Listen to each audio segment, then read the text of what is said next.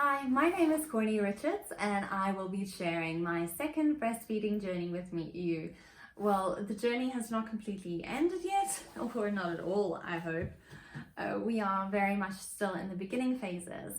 I had a baby 4 months ago and we have been successfully breastfeeding up until now, and hopefully we will be for many months to come. So my breastfeeding journey the second time around is a lot different. My baby was a great sucker. She had a super strong suck, but the thing that she did was she would only take in my nipple, like only the nipple part. She didn't take the whole areola in her mouth, so she'd kind of like lay down and just suck, like pull the nipple in, instead of taking the whole areola, and she hurt me so much. So day 5 I had to go for laser therapy on my nipples because they were so cracked and bleeding. Not bleeding, but my nipples were very cracked and you could see blood forming underneath the nipple. So that was very painful. For about 2 weeks it was extremely painful to breastfeed. And I remember that in the first time it was pretty painful, but this time was way worse. Another thing that came with breastfeeding were the after pains, something I didn't experience the first time around, being when I was a first time mom. Second time, my goodness, I used to take a microdol, which it's a codeine drug, painkiller, before breastfeeding. It was completely safe. My midwife actually suggested it to help with those after pains because they were so intense. It felt like I was giving birth all over again, and it was like cramping, and then it releasing, cramping again while this baby is sucking. My goodness. So I had those pains along with nipple pains, like my breasts were extremely sore.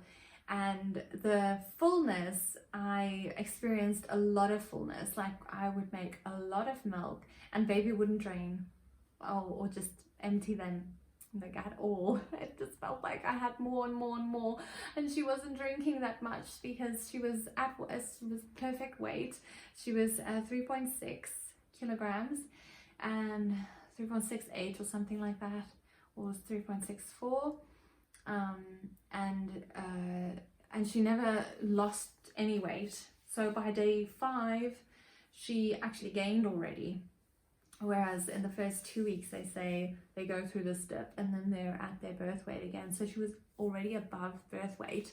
And the breastfeeding consultant, I went to an amazing breastfeeding clinic in Cape Town, and they actually said that from the next week, the following week, I could actually just wait until she wakes me up to feed. I don't have to wake her in the night anymore. During the day, yes, like keep it every 2 to 3 hours, but at night time let her sleep. If she wants to sleep for 3-4 hours, let her sleep. My breast will also tell me when baby needs to feed and when not.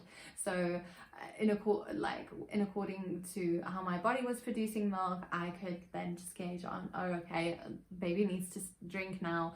So, and then I'd wake up baby to drink a bit.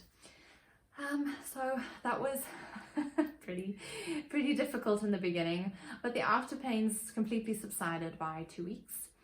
I was grateful, and a week after I had the laser on my nipples, they were already much better. They did also teach me how to breastfeed, well, how to latch her properly, and it had something to do with cupping your breast and making sure that her chin latches, like is at the bottom part of the areola, and you're kind of making a cup for her chin. So where her chin is, I needed to cup my breast and put her around like that and like tug her so that she's on, so that she so when you swallow you do this, you don't drink like that. So they wanted me to pull her closer to me so that her chin is able to do the whole sucking motion, because you watch the baby's jawline for how they suck.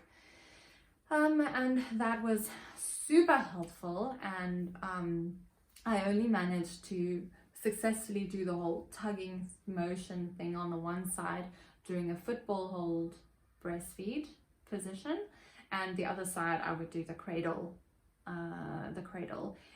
So they also told me to hold the head instead of holding the body.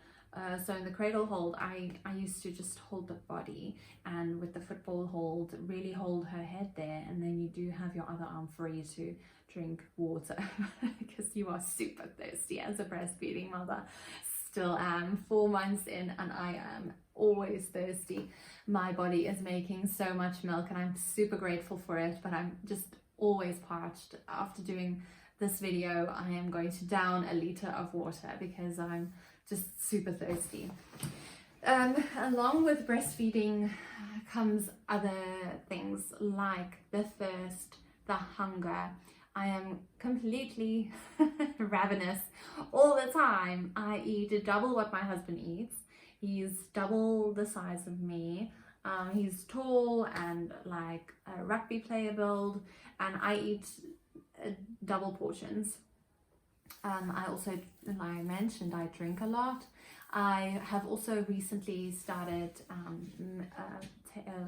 I baked lactation cookies because I felt like my supply wasn't, I didn't feel full anymore, like my breasts weren't feeling that full, and that was an indication that I needed to just supplement a little bit. So I'm eating a lot of oats, and I'm eating a lot of yeast in the cookies, and that's where I am now. At 3 months, I also started getting hair loss, like bad hair loss, and that's due to my body just pumping everything into my milk instead of, you know, leaving me with anything. My nails are brittle, my hair's falling out, and I can definitely see my skin is, I get pale a lot because all the nutrition is going out into the milk, and that's completely normal. I am taking a very good lactocare supplement for breastfeeding mothers. I do believe that it helps, and just to keep my vitamin boosts up so that I don't, you know, have torn nails and have a lot of hair loss, or just putting something back into my body that I'm losing through breastfeeding. But my baby is very healthy, and she's doing great. She's putting on weight, and she doesn't sit on my breast for hours on end. She's very quick, so that sucking motion she hasn't lost yet. She drinks quickly, and then it's over. Like, it takes me 5 minutes to breastfeed her. I do it on demand, so every 2 to 3 hours, but I don't time it at all. It's just how I feel and how I see her cues are and her reactions are. So it is a lot different. I never time so I don't sit there and go, oh, she needs to drink another 25 minutes. It's not necessary. If baby's done, she'll unlatch, and, you know, it's finished. So that is my breastfeeding journey up until now. I really wanted you to see the comparison between the two videos, to how a first time mom reacted versus how a second time mom reacts. Breastfeeding is still a journey. It is still a challenge. It is by no means an easy way out. It is more convenient since I don't have to warm up a bottle. I can just whip out my boob, and that's fun. I can breastfeed lying down.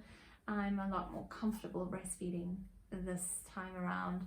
I think I only did the lying down position when my baby was 4 or 5 months the last time, whereas I did it right from the start. I'd say after about a month, she was big enough to reach my nipple when I was lying down, and we do have fun just cuddling in the bed together. So yeah, if you liked these videos, please give them a thumbs up and ask me any questions in the comments. I'm always happy to answer them. Whether I do it in another video or whether I type a comment out, I will see. It depends on the length of the question. But thank you so much for watching, and all the best with your breastfeeding journey. Bye.